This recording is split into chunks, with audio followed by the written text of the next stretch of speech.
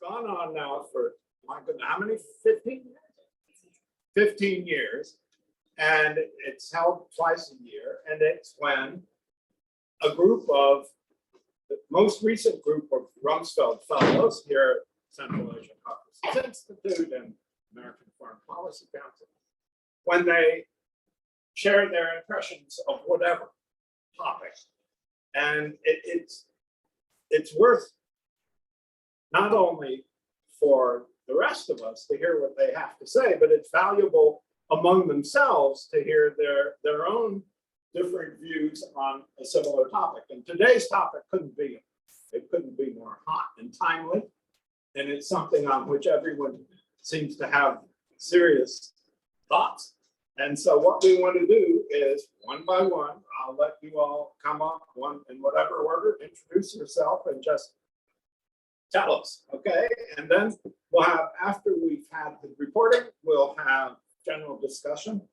But again, this is as much an in-group of the Rumsfeld fellows as it is for the rest of us. So the Rumsfelders asking questions of each other is as important as the rest of us poking them and prodding them and to find out what they think. So here we are. Who's going to lead off? No. There's three speakers. I will start. If you... Fine, you're on, and then by whatever. Oh, you want us to introduce ourselves first? Yeah. Okay, I'm Arek. I'm from Armenia. I'm an expert of security policy. We have prepared a slideshow for today. Next slide, please. Yeah, this is a legal disclaimer explaining whose positions will you see today. So the topic is the Russian invasion in the Ukraine and its implications to the countries of CAMCA. How we see it, what kind of differences it brings to our countries in the paradigms, in the thoughts, in the economy, in the security, in the geopolitics, and we've divided it into scenarios. Next. This is a map of the region. It is interesting that our countries are surrounded either by great powers, so Russia, China, or by regional powers, so Pakistan, Iran, and Turkey. None of us really have an exit to the sea or to the oceans, but exit to this, middle or great powers. And now the scenarios. Hello everyone, thanks for coming. It's a pleasure to have you here. My name is Sana, I'm from Azerbaijan. Scenarios we agreed on these two scenarios. Russia are better off, strong enough, and Russia is weaker or exhausted after this war.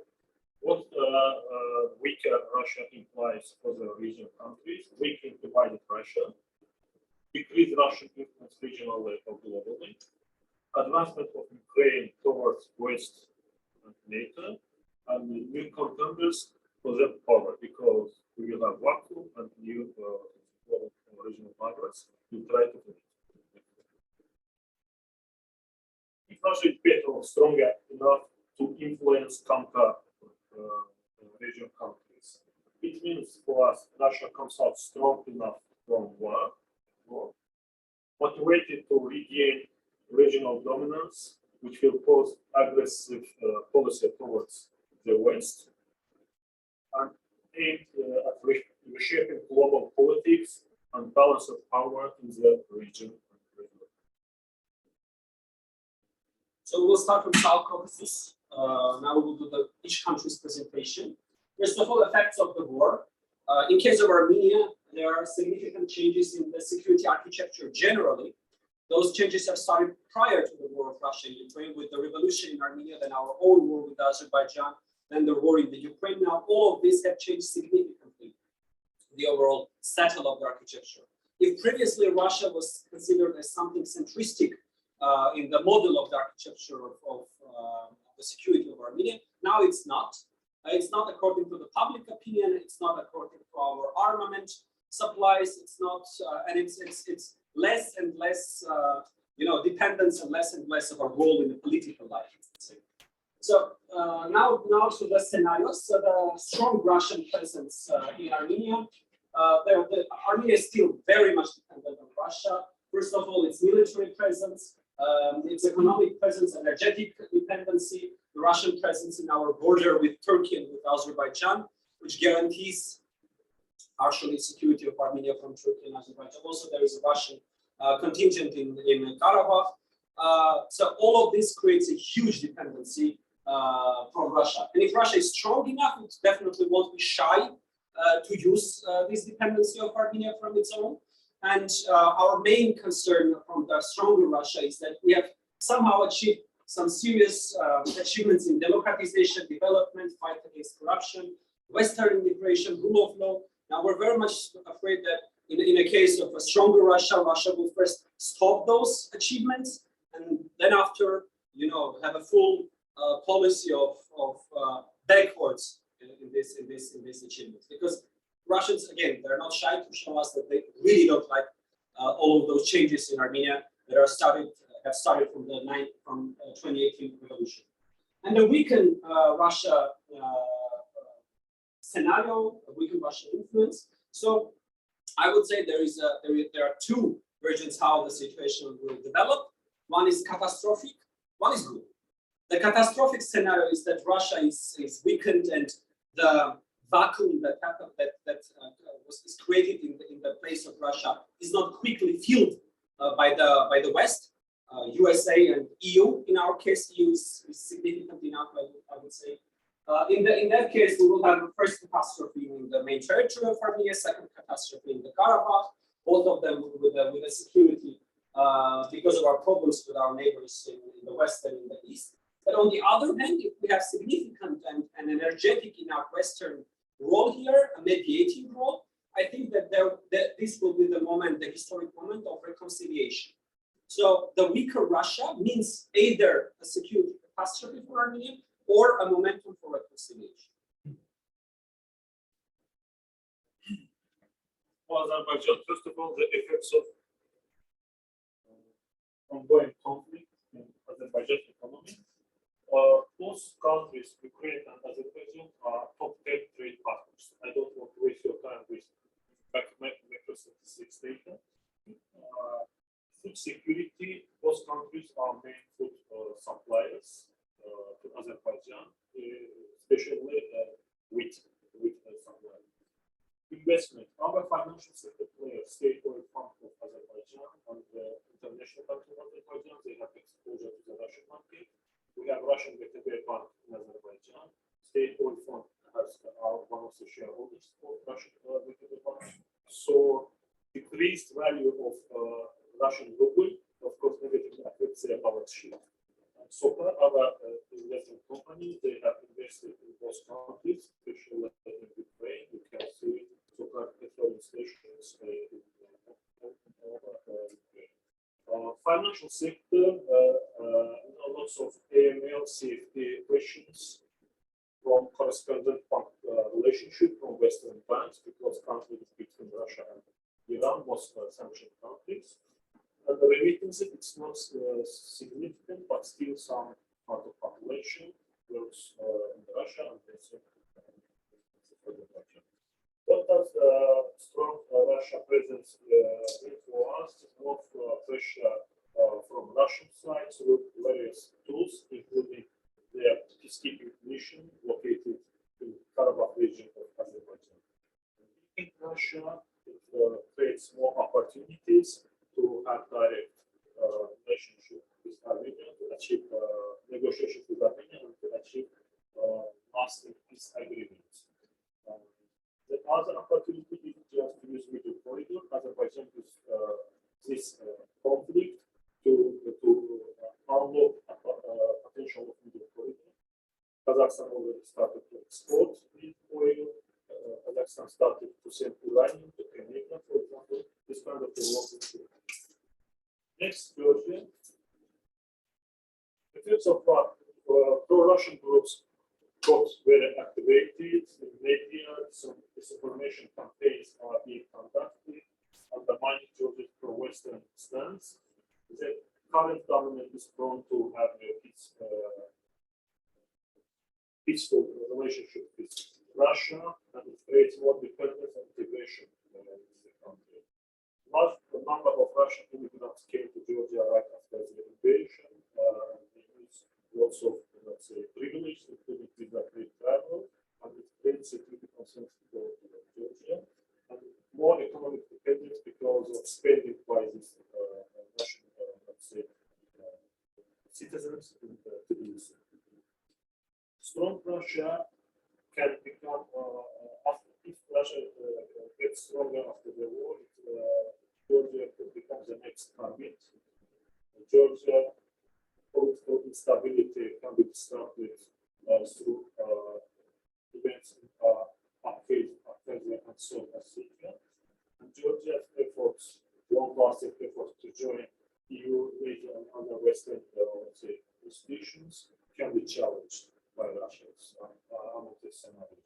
Weaken Russia or Ukraine's victory, let's say, can provide Georgia with opportunities to, let's say, expedite its membership to NATO and the EU.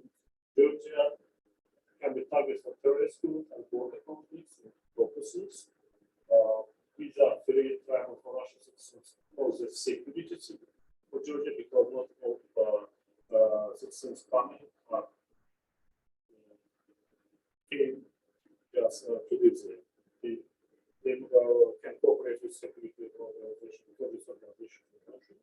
And the rebuilding of Ukraine, one will start, which offers opportunities for Georgian companies.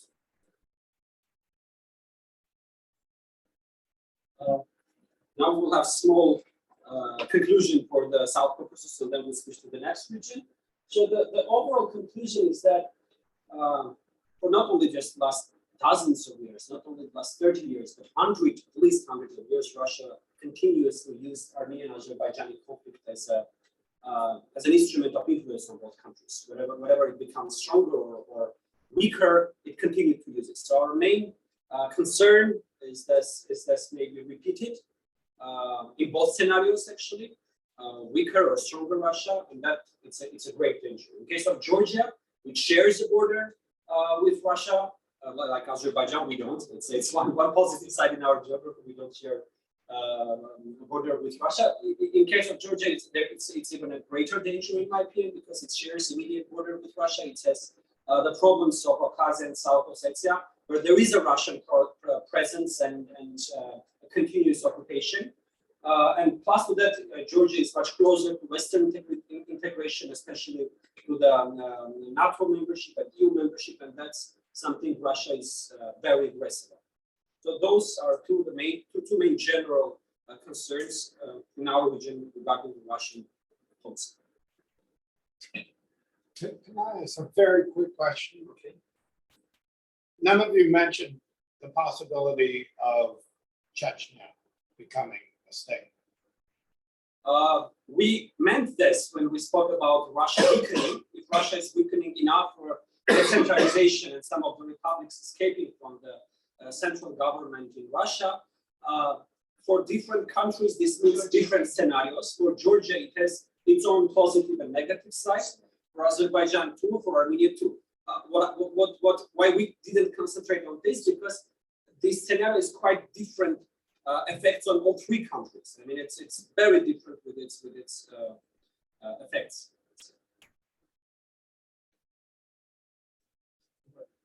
Yeah, we have it. Hello everyone, my name is Frederick. I'm presenting for Central Asia. So I'm sure on a fine spring evening with a glass of wine, you sit and wonder what's going on with Central Asia now that the Ukraine-Russia war is happening. Well, don't hold your breath. We're going to tell you right now. So obviously, there are winners and there are losers, like in any situation. And for example, Kazakhstan came out very strong post the beginning of the conflict, and it has positioned itself in key economic sectors, like it became a global food security contributor in terms of livestock and in terms of grain, and that has been very helpful because obviously displaced in many respects. It also gained a huge momentum in, of course, oil and gas sector because Russia clearly limited its possibilities in terms of export of oil and gas, whereas Kazakhstan came to Europe's rescue. Also, as with other countries in the region, you will see Kazakhstan has benefited by Russian business leaving and draft dodgers leaving the country and going into the stance to set up, to re-domicile, to find themselves in a better business environment, I would say.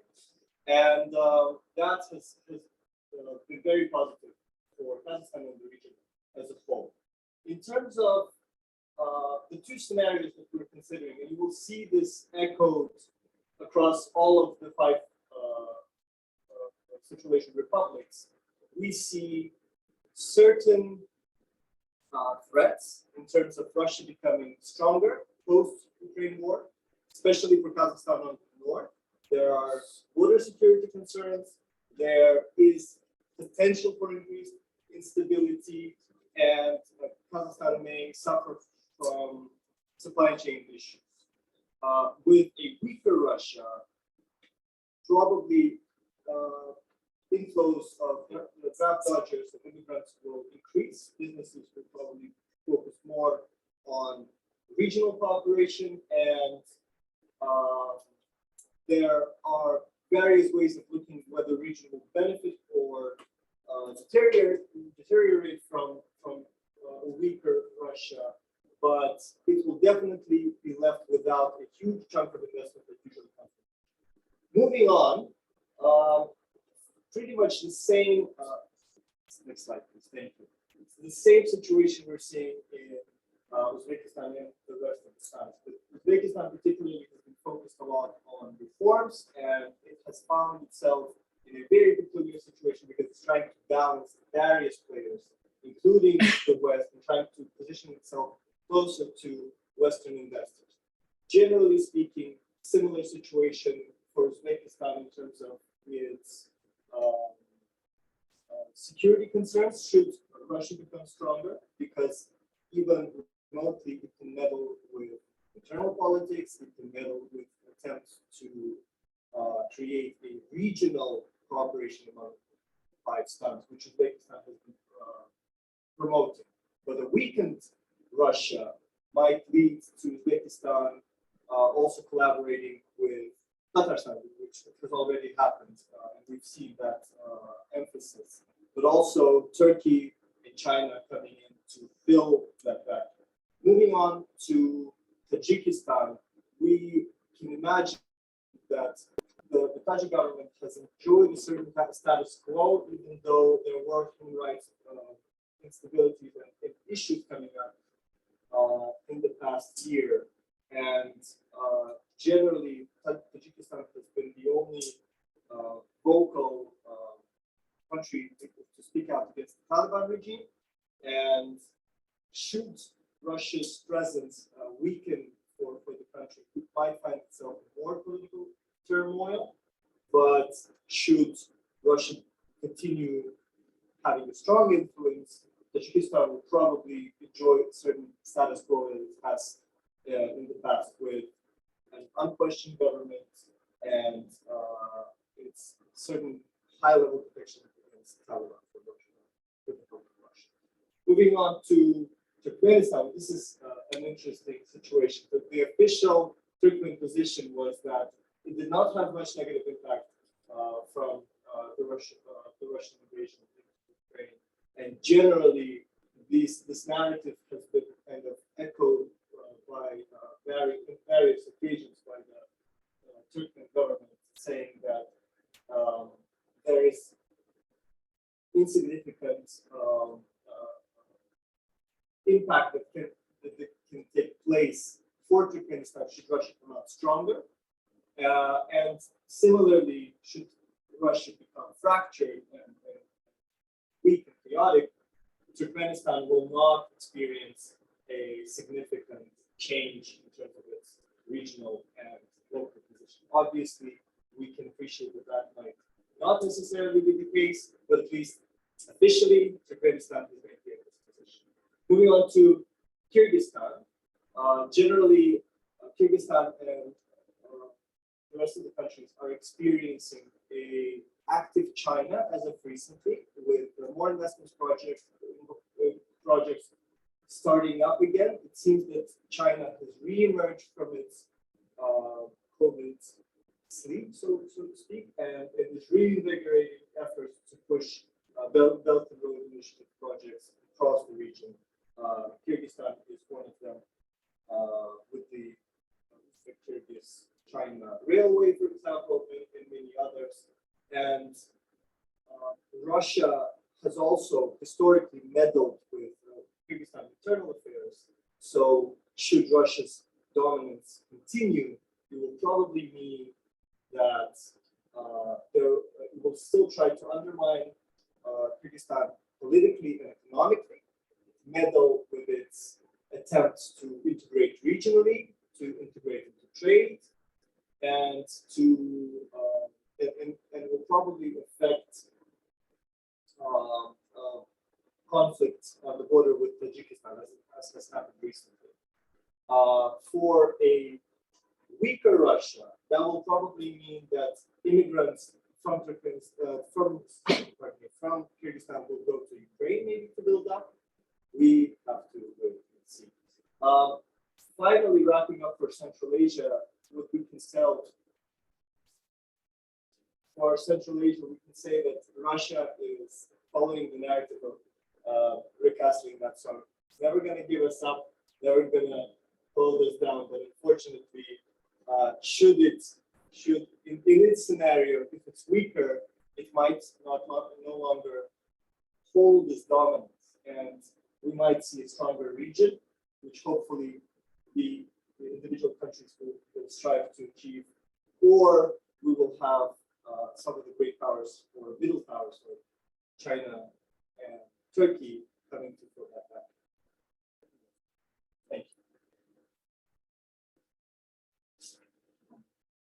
Hi everyone, my name is Artula, I'm from Afghanistan. I will talk about the war in Afghanistan. So, the war started in Ukraine, so it drew away the world's attention toward Ukraine. Now that they mentioned that when the state collapse and economic crisis was no longer on the feature of the news, as US and the EU and overall the world focused on Ukraine and Russia war, gave the opportunity for the Taliban to implement their Sharia law as they wanted, committing like systematic violation of the human rights, violation of the ethnic and religions and minorities. Afghanistan became a safe haven for more than 20 terrorist groups in Afghanistan. More than 20 terrorist groups.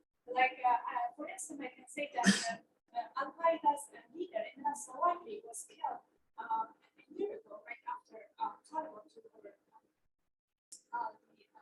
Afghanistan. And also it has a economic impact. When the war started, it rapidly impacted the energy and food sector in the world, including Afghanistan. And the shortage of the food worsened the economy of Afghanistan. Today in Afghanistan, we have 19 million people who are facing acute hunger. Strong Russia is like economic ties with the Taliban. Right now, Russia has diplomatic ties with the Taliban. But what does it mean? When Russia gets stronger, Russia will have more focus on Afghanistan. And Russia would like to have very close ties with the Taliban, to control the Taliban, to control Afghanistan, in order to influence Taliban's policy toward the West. So, with weakened Russia influence, for sure we will have an economic impact. We will have restrictions of the import, because Afghanistan is highly dependent on imports and foreign aid it will restrict import from regional countries. There will be a decrease in remittance from European countries, and also there will be food and energy prices will rise. And the terrorist group in Afghanistan, as I talked, there are more than 20 terrorist groups in Afghanistan. So these Islamic radicalized terrorist groups will likely try to destabilize the Central Asian countries, and also maybe would like to establish a caliphate across the borders of Afghanistan. Overall, the invasion in Afghanistan, of course, the deteriorating economy. Also, let's focus on Afghanistan, given an opportunity for the Taliban and other terrorist groups to carry out activities that pose a threat to the stability of the situation. Afternoon, everyone. I'm from Mongolia. So Mongolia is in a bit different situation compared to the other CAMCA region in the sense that we do not share any borders with the rest of the CAMCA nations. We are sandwiched between Russia and China, so we have the best geographical locations you can think of. In terms of a very, very small nation, but also in my view, the most functioning democracy in the whole region. So we are an anomaly in that sense. As for the effects of the war, we have, because of the heavy international sanctions on Russia, as the Mongols have basically been completely dependent on Russia on fuel, and on fuel, it impacted our, high petroleum prices, and the transportation costs increased because of our geographical location, and food prices also increased because of the supply issues. Also, there was significant hardships in small, medium enterprises because of the disruption in the supply chain and human resources shortages and declining demand in the terms because of the decreased purchasing power in the country. And Russia is also increasing its pressure to support its war in Ukraine in the country, in the sense that we abstained from voting on the Russian invasion of Ukraine on matters. So now that we're basically being pushed to pick a side, in the sense that because of our vicarious geographical location, it's difficult. It's starting to be difficult to continue playing this balancing act. Also, we've seen an influx of Russian citizens fleeing their homeland country, and which puts some economic pressure on the country. But at the same time, we don't see this to be a long-standing problem, because Mongolia does not seem to be the favored destination for refugees. In terms of strong Russian presence, as I said, we may not have any option but to be put aside, be it for the better or worse. We would no longer be forgotten by our two great power nations, in the sense that we might be more strategically important for Russia, as one of the demonstrations is Russia and China are working on building a gas pipeline through Mongolia to connect these nations. Also, in that sense, so that we would probably be more increasingly strategically important for Russia in that sense. For weakened Russian influence, Mongolia rely on Russia as being a regional security partner for the nation because we have China on the other side. But weakened Russia might potentially mean that China's territorial ambitions for expansion might bleed into our country, and Mongolia also, because of our geographical location, unfortunately, might be left to our own devices to resolve this issue, and it might cause us problems. So basically, Mongolia is sandwiched, and they have no option but to take sides, especially with the increasing ties between China and Russia, and the ostracized Russia's privilege. So a very gloomy picture, as you can imagine. But there's a silver lining. What does it mean for CAMCA, for our country, and where do we see some of the recommendations that we can, let's say, shine a light on? So first of all, looking at it from a positive sense, you can imagine a huge territory stretching all the way from China to Caspian Sea westward, with a population that is almost similar to that of Russia. And it's also young and it's growing. It's almost 150. That's a lot. their mouths to feed the huge markets and huge economic opportunities in that region. And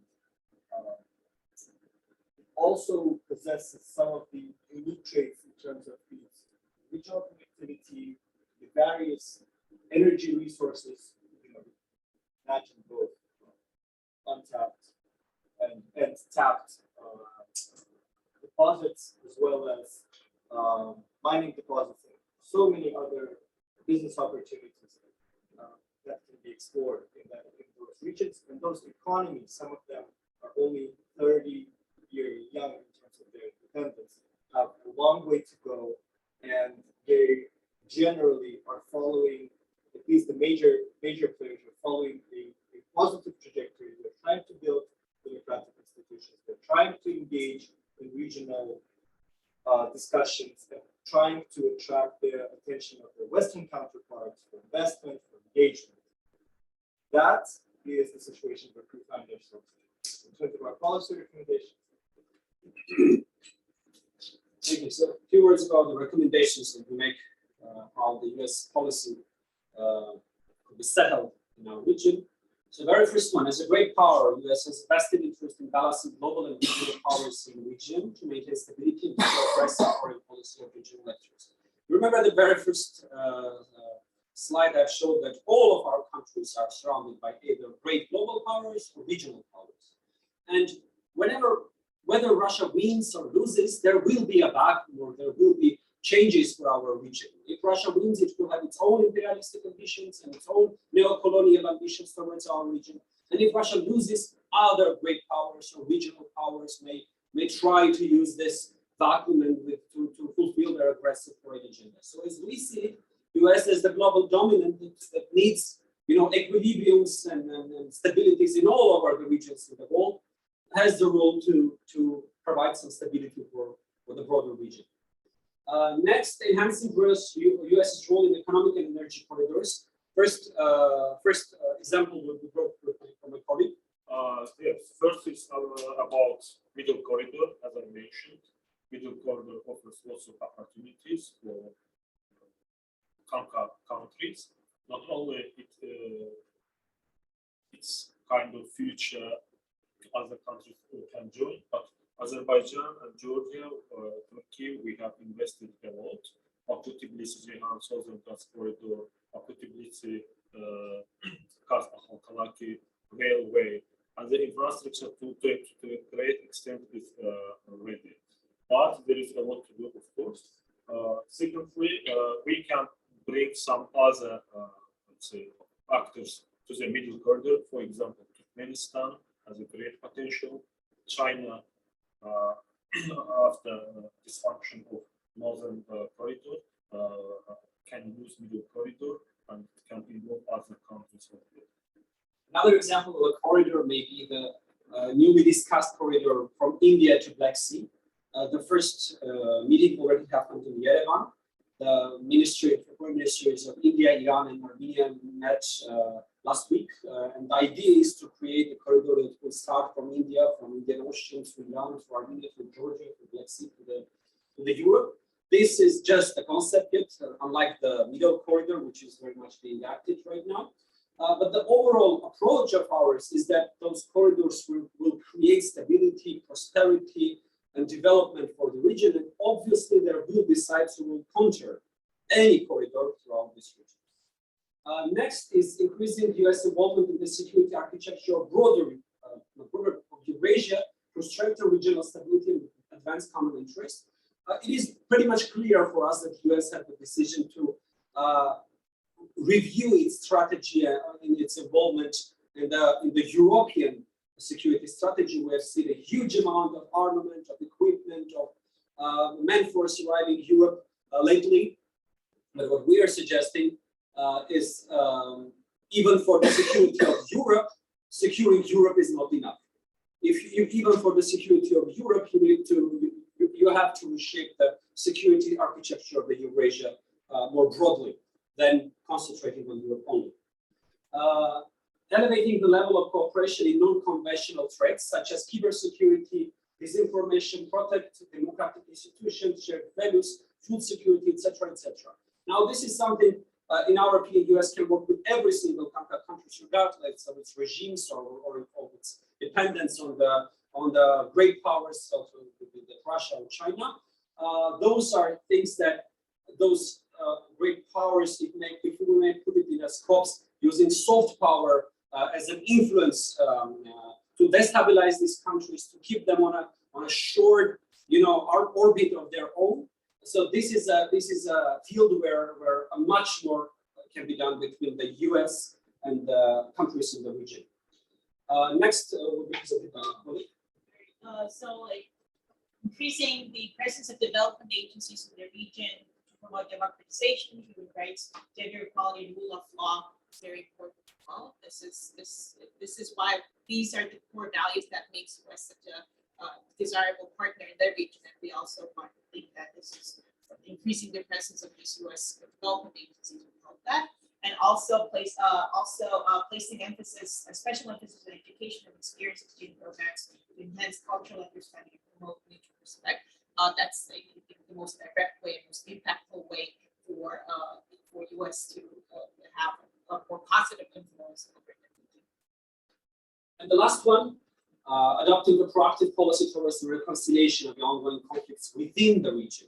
Now, it is not something new that the great powers or global powers are using the ethnical or territorial conflicts within the region to control it or to keep it again on its own orbit.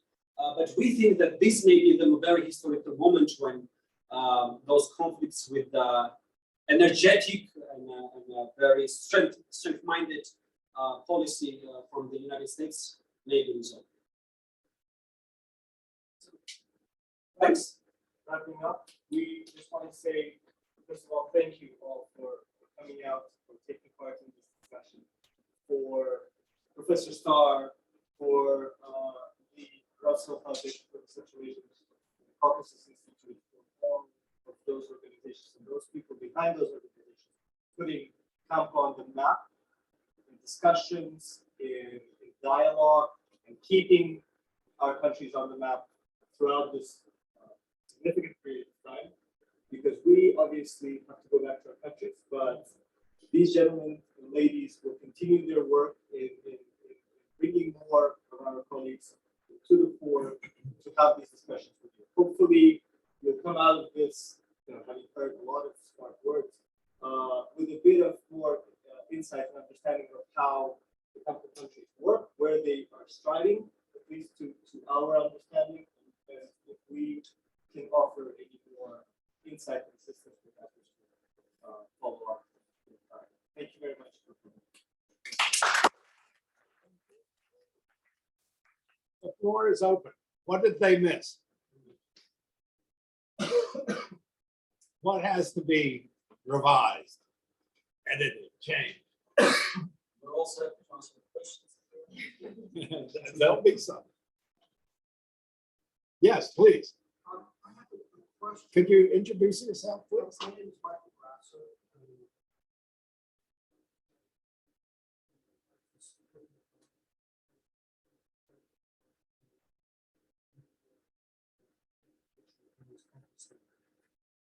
Question I have is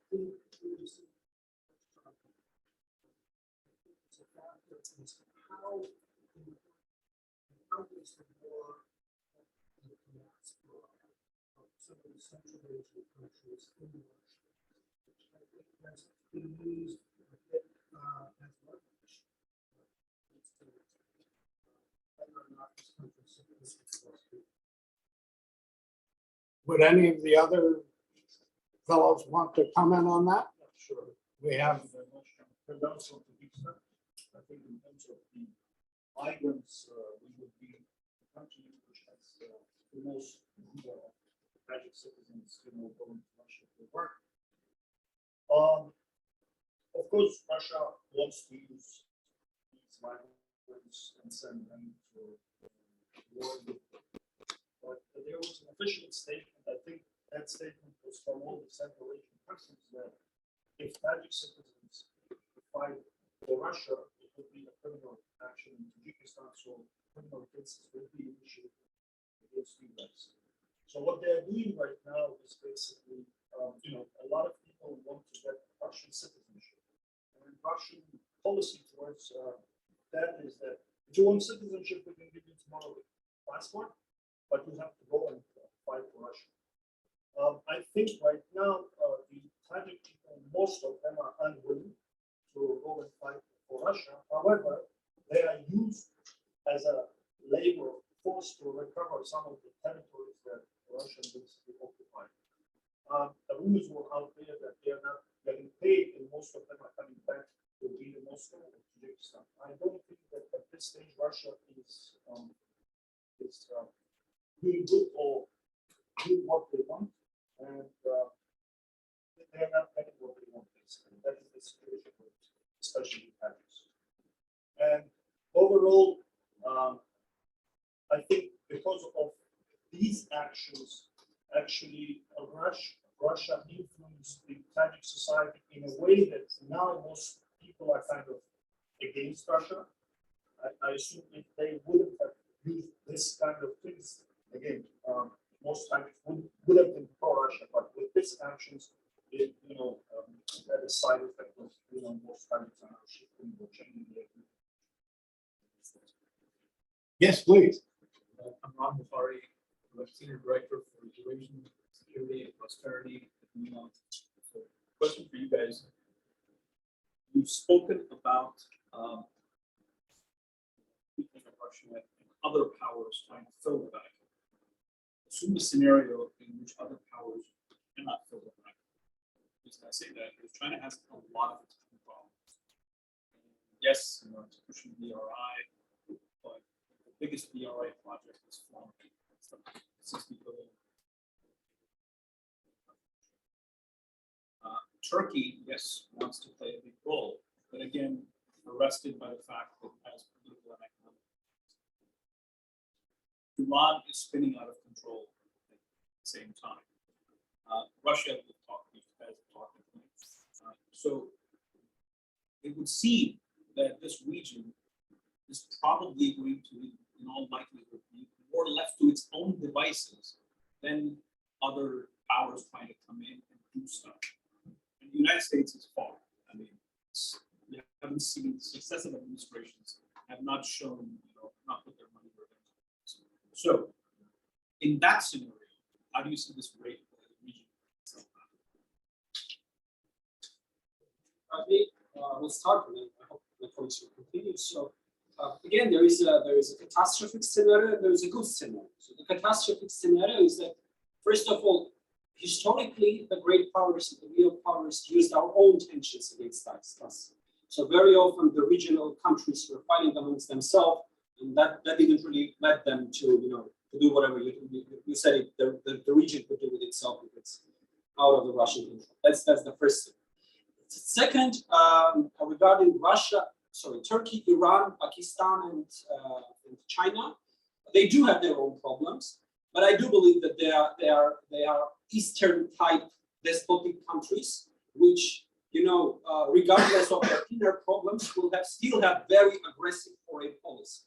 So this aggressive foreign policy will be there. The question is how much instruments the countries of the CAMCA will have to face those problems, those aggressive plans, and whether the United States and the European Union, how much they will be interested to invest in that capabilities, in that strengths to face those aggressive policies. And lastly, the third one, even weakened Russia can still create problems. I don't think in the upcoming 1 or 2 or 3 years we will see erasing Russia from the political map of the world, and even weakened or decentralized Russia is still capable of creating huge problems in our region. And the biggest proof for this is the collapse of the Russian Empire. When the Russian Empire collapsed and there was even a civil war inside of Russia, we still had wars in Caucasus, we still had wars in Central Asia. It was a chaos. I'd like to call on Herman Fershner, who's written a book which is now out in the second edition, Post-Putin. Maybe Can you comment on this, our director of AFPC?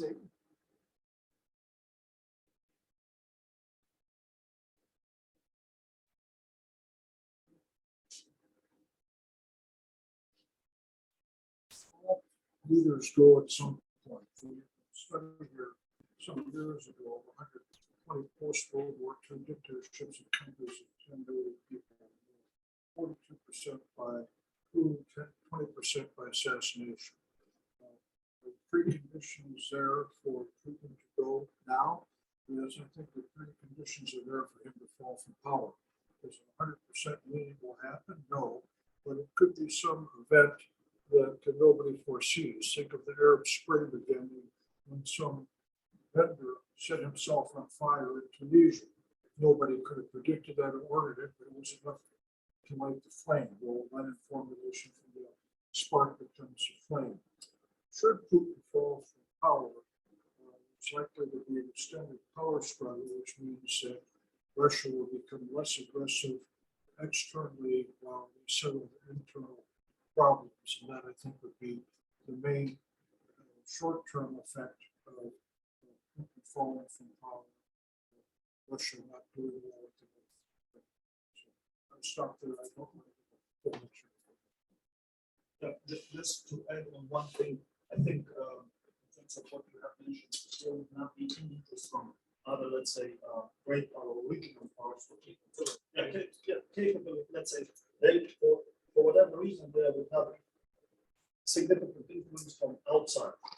So, in my view, again, I don't deny the fact that there might be a situation that will happen in Kazakhstan. General problems. I think some of the Central Asian countries are sitting on time. If they feel that from internally that there is no any support from Russia or let's say China, there might be chaos and civil war once again in some parts of that. That's the one thing.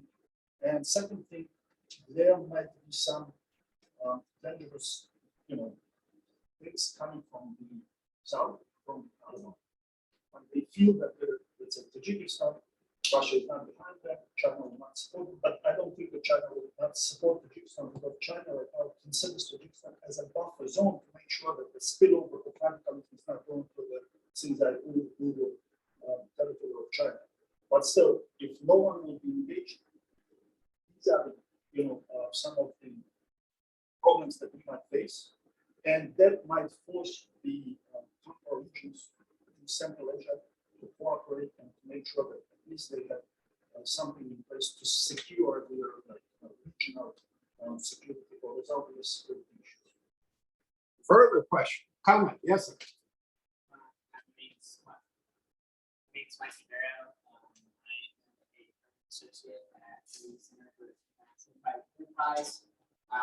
We do a lot of work on economic development, and right now we're focused heavily on economic regionalization in Central Asia. And we are curious what y'all think the impact of your two scenarios, stronger or weaker Russia might have on increased regional cooperation in Central Asia, considering what we've noticed to be some interest from Central Asian governments to enhance such. Mikey has been climbing in Tajikistan.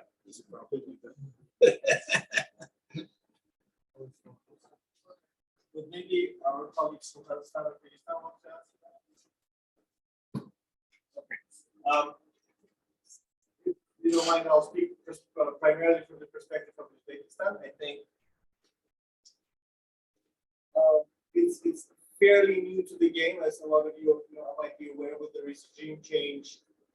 A lot of things have happened for the first time for independent Uzbekistan, and they're trying to figure out the journey as they walk it in a way, and a lot of it has been positive and palpable, as one gentleman put it very recently for me. But generally, it's 2 steps forward, 1 step back. So they're learning the ropes as they go, and there are efforts put in place to integrate to reinvigorate the regional dialogue, economic cooperation, etc. But as my colleagues mentioned, the threats are very real. The Taliban threat is very real. The Islamic radicalization threats are real. Internal disappointments in some governments, in some populations with their governments are also very real. So it might be naive to just think of the positive and kind of dismiss negative scenarios, which in a way we see the narrative developing in that sense.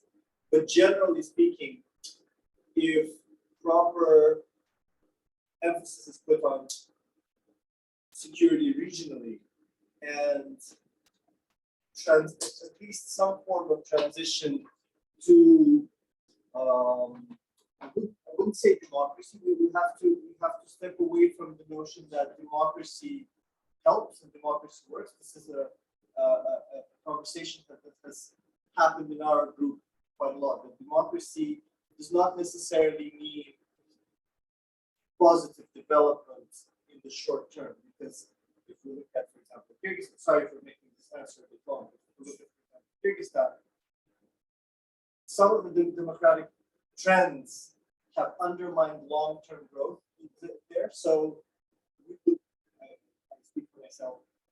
I believe that the region might not yet be ready for democracy, but if we recognize the positive changes in terms of institutional development and attempts to cooperate at least one-on-one with the country president in each country, we might extrapolate and say that would benefit. I'm from Azerbaijan, but this guy from Central Asia, South Azerbaijan, did not get in there. Yeah, some kind of complementary. If you look at the positive change in the past 7-8 years in Central Asia, you will see that this deeper economic cooperation has already started on the countries, bilateral, one or other way. And the process is irreversible. So I wouldn't tie this stronger or weaker Russia, because the process, I mean, these two outcomes can expedite or can, let's say, slow down. But overall, the process has started, and you see lots of change, not only in economic cooperation, just institutional development, new economic opportunities out of the countries, etc. Thank you. Should I go? Yeah. Thanks for coming. I'm Nino from Georgia. I just want to add to your question. Sorry, I missed you.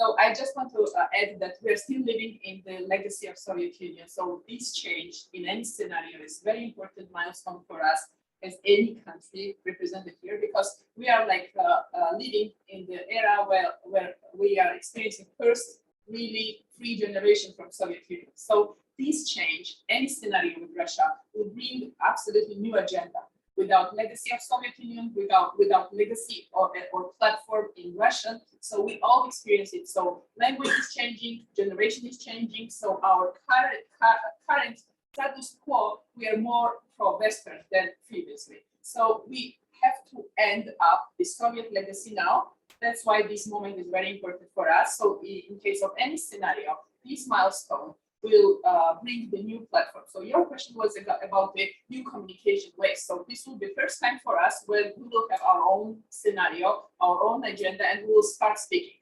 Because after independence, after Soviet collapse, we never had chance to have any conversation between the countries without Russian or Chinese agenda. So maybe, most probably, this will bring the new agenda to our countries. That's the cultural change, which can become reality in like few years or maybe immediately. That's very. Thank you. In my own experience, I think you would all have to confirm the same thing. Hawkmails do end. Yes, please. Sebastian, director of the Center of Language for Russia. I was wondering if one of you could elaborate a little bit more on the factors or the trend of China's influence in Central Asia and Europe. Because, I mean, we often read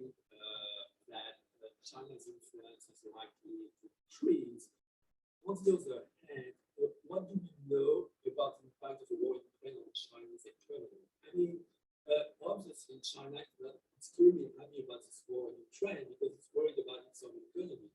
So my question is, to what extent is China's economy is impacted by the war in Ukraine? To what extent this could impact China's engagement in Central Asia?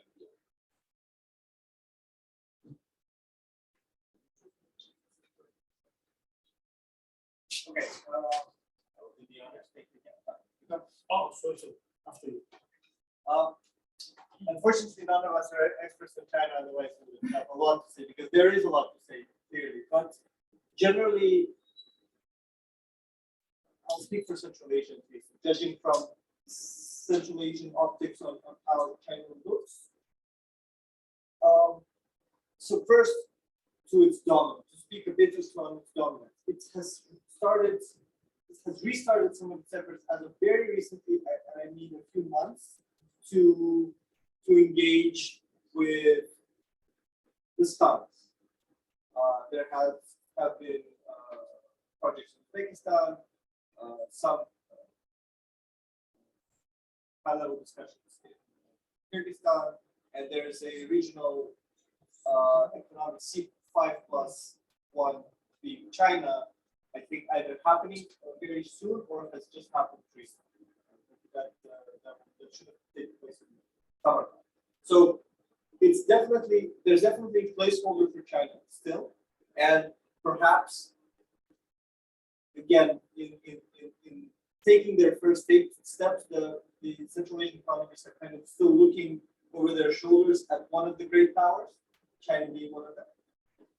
In terms of China assessing the situation with weakening Russia, we perhaps only can address that in more detail, but generally we have debated a lot that it plays to China's advantage. Probably it has a very little to lose in the short term, and Russia seems to be taking the majority of the hit economically, politically, and even piggybacking on BRICS initiatives to move away from USD, all seem to be small indicators that China stands to gain even in terms of political power.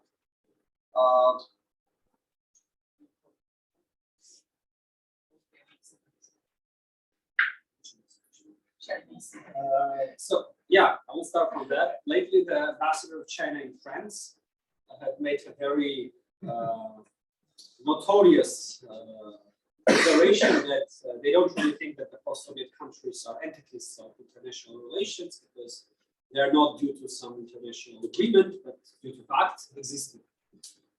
So I would say that the Russia's relations with China, alongside with Russia's relations with Iran or Russia's relations with Turkey, are somewhat at the same time competitive and cooperative. So they are competitive amongst each other, but they are cooperative against West, and they are cooperative when the question is about sharing and resharing the region as long as it is possible.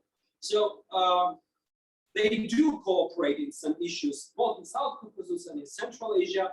Whenever again it's about Western influence and then leaving the Western or facing the Western influence. In South Caucasus, all of this even have a name already. This is called 3+3 format, suggested at some point at the beginning by Iran, then supported by Turkey and Russia. So now Russia, Turkey, and Iran are suggesting this 3+3 format to discuss, so 3 big countries and 3 Southern Caucasus countries, to discuss everything about South Caucasus. So this is something against the West, let's say. But at the same time, every single of the players will gratefully take any slice that would be freed from the influence of the other counterpart. And that's Russia, that's Iran, that's Turkey, that's any of the regional players. I have a question. Yeah, please. Okay, just very brief comment of that. Just China's, let's say, using this Central Asia influence. There are economists or backgrounds, I think, from the economical point of view, because other sides have been well covered by colleagues. First, China is heavily dependent on sea routes, maritime. I mean, and northern corridor is not that functional, at least less than expected, and it's not sustainable. It needs new alternative. Secondly, if again I am not expert in Chinese economy, if you look at economic development of China on the east side and the southern west side or west side, you will see very great discrepancy. So they need to narrow down this economic discrepancy. Third, China is not in the global economy; it is manufacturing country, manufacturing provider country, but they have planned to diversify from manufacturing to the service provider. So all the Central cooperation with Central Asian countries, Azerbaijan, Middle Corridor, and other routes will create new opportunities to China's service providing companies and SOEs. And last but not least, as other rivals, from political science point of view, other rivals in the region, they have their own agenda. India is cooperating with Armenia and Iran for the Indian Ocean Black Sea corridor, some others as well. That's why I think at least China should some one for the region. We're talking about China in the region. That it's no secret. Their current plan is basically to have their own C5+1. And my question to all of you, including all guests and fellows, should the United States modify its C5+1, which was undertaken initially at the instigation of Kazakhstan, should it modify it today to be C8+1, C9+1? Should it be expanded or not? Yes. Thank you. Introduce yourself. I am from Pakistan. I'm a regionalist, regional activist since many years. My understanding is that whether Russia will or lose, still CAMCA regions see the situation as a threat themselves, and Russia will. So it will create more, influence in the region and more dominance in the region, and create problems for the region, like reviving the Soviet Union, kind of Soviet Union. If the Russia lose, so they will still be afraid of or scared of the destabilization of the region by the Taliban or other terrorist group or any other, domestic situation inside these countries. So the solution is that there is two. One is that the U.S. return to the region. So it already experienced in Afghanistan. 5 or 8? And I'll come to that. One solution is to U.S. return to the region. So it is, I think, there is no any intention for that. There is no any plan for that. The second ask, we need a regional mechanism, a regional security mechanism, or regional forces, or regional security forces to protect the region by the countries of the region. So the U.S. can support that regional mechanism or regional security mechanism or regional security forces by the countries of CAMCA, and still we can add some other countries in the region. Like the countries, those countries have historically, culturally, or traditionally they have influence in the region. They are part of this region, so we can expand to that countries like. So I don't want to add the names, but the CAMCA can be the main, and the other countries can be included, like Afghanistan. Well, I mean, even the Pakistan in the future, maybe if the Iran can be part of that, and Turkey can be part of that. Yeah. Yes, do you have a comment? Yes, please. Yes, I fully agree. It should be, in my opinion, not C++. You can add South Caucasus countries as well, but this time we are very different. We were in 1990s, just right after the collapse of Soviet Union, as my colleague mentioned. Now we will face different generation, different mindset, and different conditions.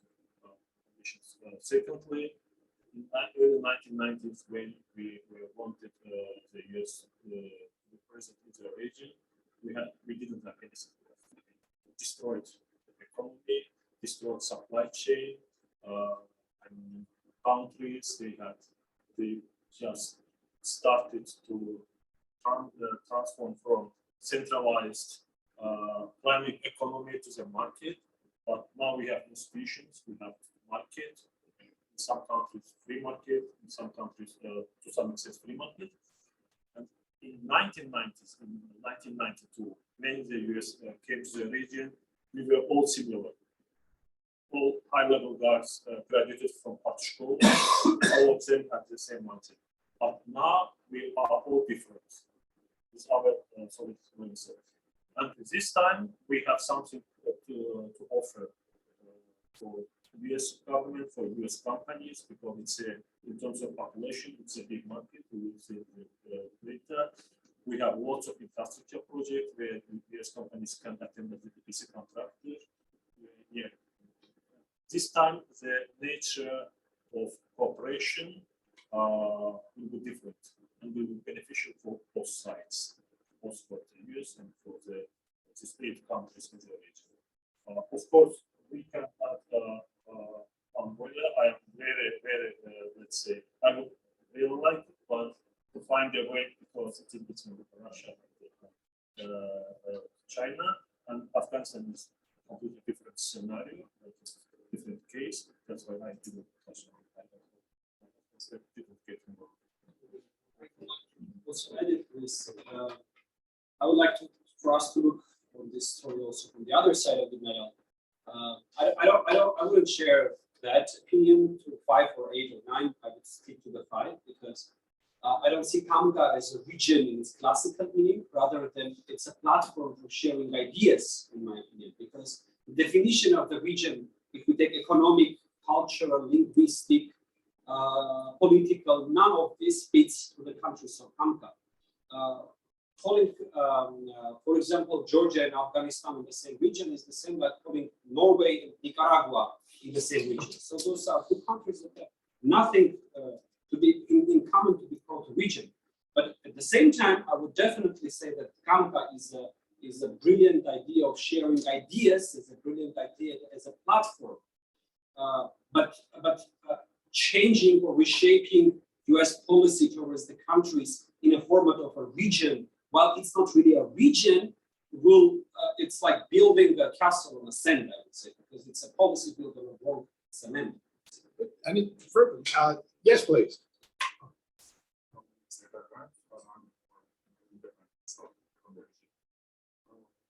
I think Basevich, Andrew Basevich, probably recommended foreign affairs this week. And it goes to Ukraine crisis too. We're talking about Russia falling apart or Russia will staying stronger. What if the efforts to integrate the region and counter it? It should be done now. It should be done yesterday. And it's offered to Eastern Europe too. Not push to expand NATO, not push like in New Georgia, expand EU membership, but create something else. Something else that's going to be sufficient to Russia not to see it as a threat, for the United States be invested in it, still not challenging, but more about let the CAMCA or 8+ United States, like China is putting C5+ China, C8+ United States, create something that's not going to threaten Russian interests of Ukraine joining NATO, but Ukraine, there's a concept in Eastern Europe called Междуморье, intersphere. So Baltic states, Black Sea, Caspian Sea. Yes, question of Afghanistan is more of a is there, like it's different, but it's going to secure Afghanistan's security too if the whole region from Baltic the seas are going to be secure and they're going to be in charge of their own security rather than the United States fighting our wars.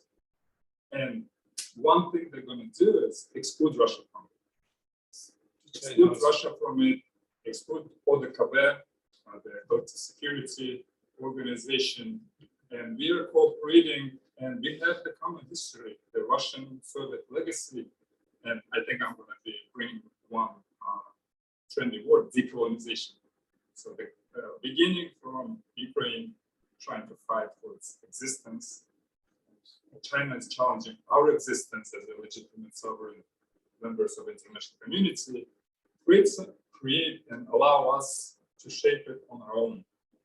Because as Nina mentioned, that there's a new generation that's already cutting its ties from Communist Party, Communist legacy, and allow us to define it.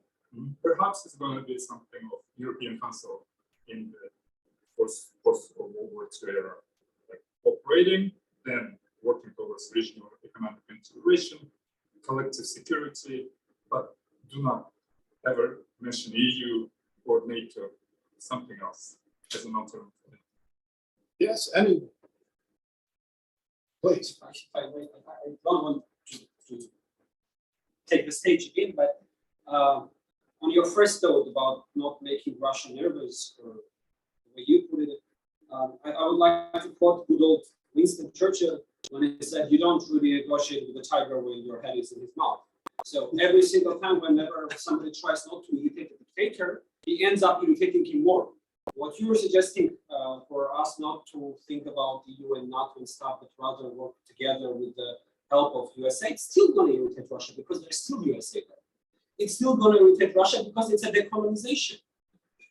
We don't irritate Russia because we like Europe. We irritate them because we see Europe as our way to decolonization. So it's the decolonization that irritates Russia. And it's going to be there anyway. But this time we're going to be all alone without Europe or without the US. So suggesting us to fight all alone and to create this architecture of us being on our own against Russia is not really a working model. Let me ask, what have they missed in these interesting presentations? What are you touched on a couple of things, but what have our very competent fellows not touched on that they should have? Yes. I'd just like to hear a little bit more about the role of the US in this. Let's gather some more. Yes. Population opinions, the surveys within the population, the sentiment, Public opinion, plus Russian propaganda still being present in many countries and through their first channel, still pushing their brainwashing. We can be brilliant, we can be Western educated and influenced. But for population, are we able to change them without cutting the Russian propaganda? Yep. Did you have something back there? I was actually curious about why is Sergei kind of posted both there and studying this. I was very curious about that.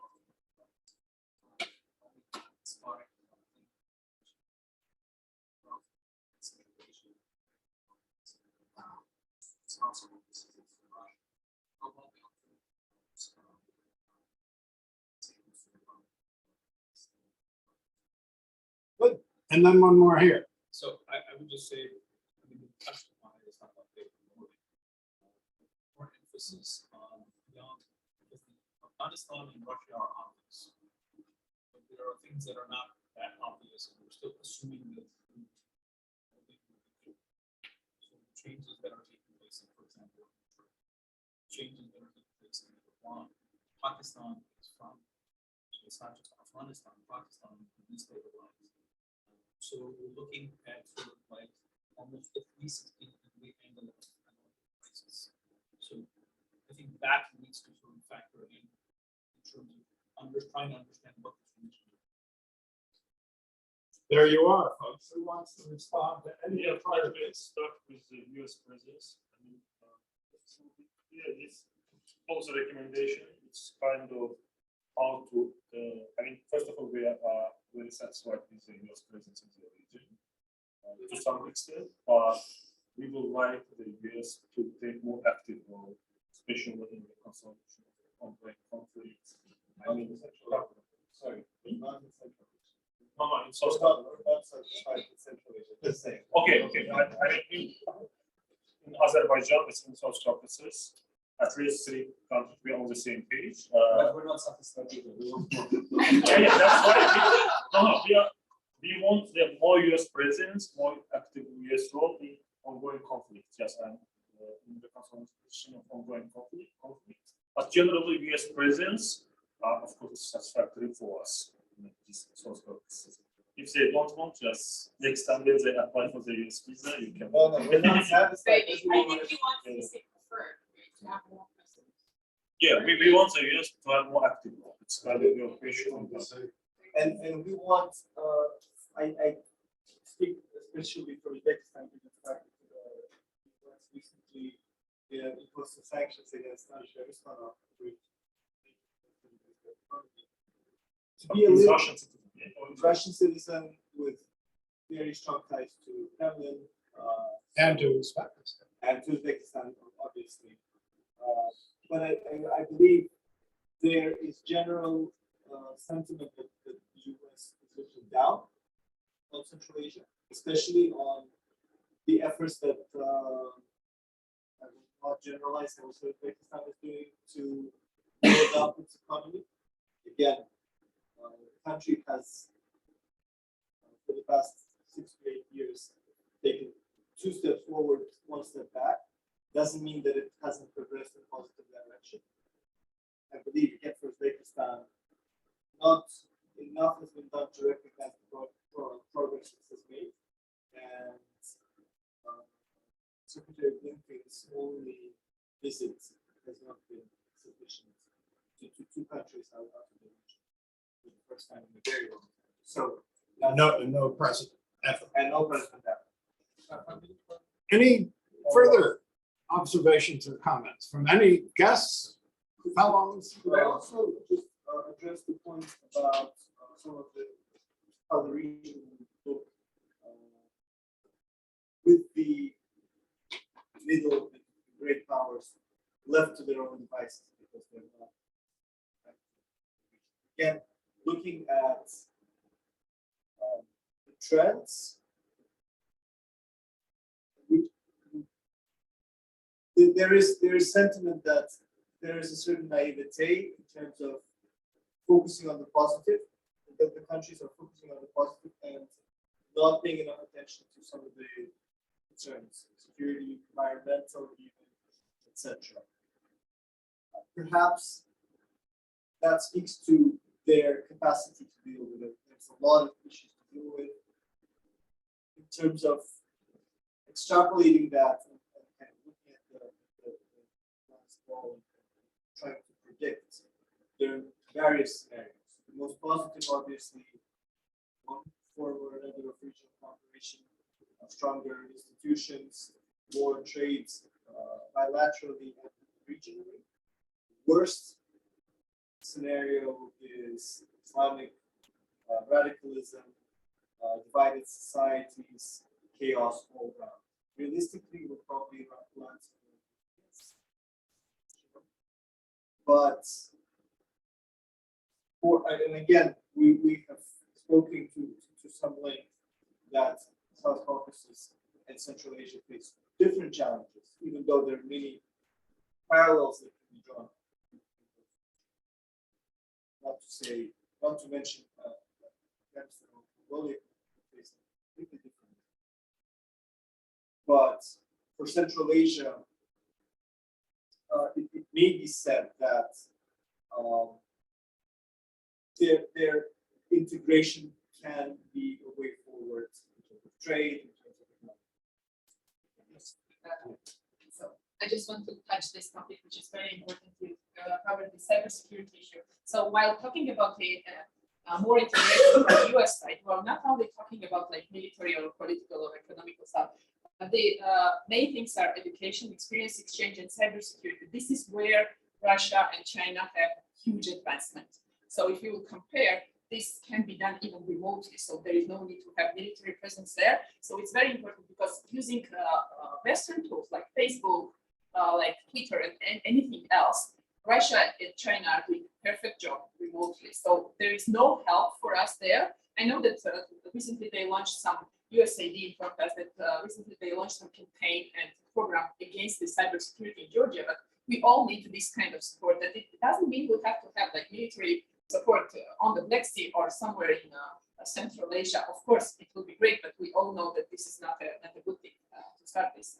And also, it's very important that education and experience sharing is not only about small NGO type of campaigns. It's all about huge, wide campaigns to really share it, because we still share it, as I've mentioned, we still share this Russian culture, Soviet culture, and many Central Asian countries, they are sharing some Chinese culture. So there is no Western culture present there. So it's very important to have this topic mentioned. So while talking about support, I can give you an example of Georgia, which has now the main pillar there and the strongest one is the civil society with the help of US and Western world. So no one can compete with the civil society now. We have example of Afghanistan, we have example of slow but really rapid Uzbekistan. So why not to think about this new type of help, like bringing education, experience, cybersecurity, at the same time, really powerful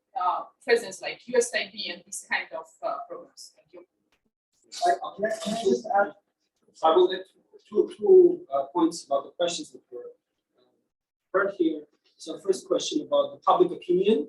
What's the public opinion in the countries? I would bring up the Armenian case because that's what I'm aware of. So in 4 or 5 years after the revolution, we have tectonic changes in the public opinion towards Russia. If somewhere in 2016, more than 70% of the population of Armenia was regarding Russia as its main ally, and less than 10% was regarded it as a threat. Now the picture is almost vice versa. Less than 15% of the population sees Russia as an ally, and more than 70% of the population sees it as a threat. So in the public opinion, the changes are tectonic, regardless of the fact that Armenia is the only country in the CAMCA that we still have the Russian TV channels in our public multi-spectrum. So they're still there, but the public opinion is quite different.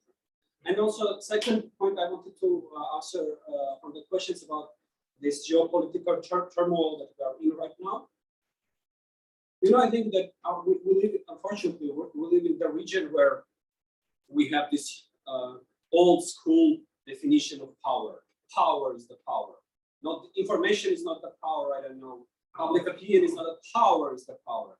So in our case, if we speak about, giving a chance to the CAMCA countries to face even a weakened regional or global powers in our region, we have to seriously speak about capabilities of those countries. And this includes hardware capabilities. This includes self-defense capabilities. That's the thing I think that we should talk about. Just to shed some light on the Pakistan here,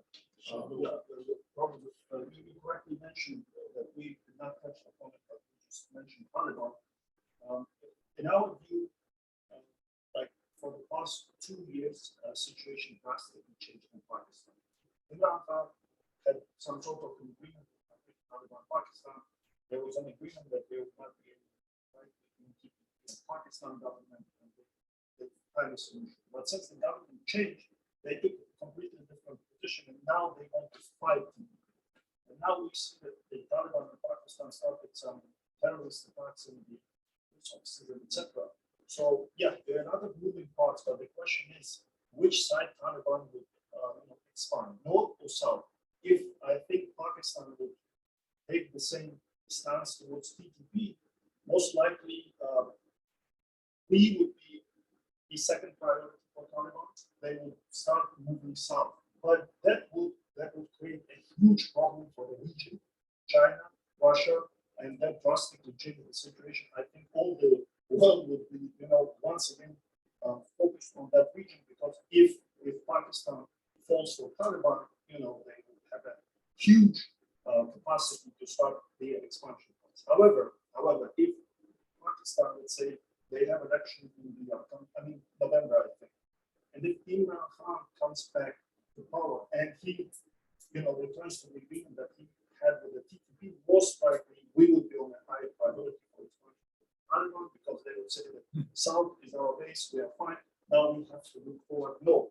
And if they will feel that Russia is not backing up or not looking for its backyard, Tajikistan, we have some understanding with China that we will go to Tajikistan but not to Sinzan Uyghur, then it would be a major threat not only for Tajikistan but for the whole region. That's why it's very difficult to predict, but I agree with you that the role of Pakistan fighting Taliban and where they would go is a significant thing that all the policymakers in Central Asian countries of the government should take.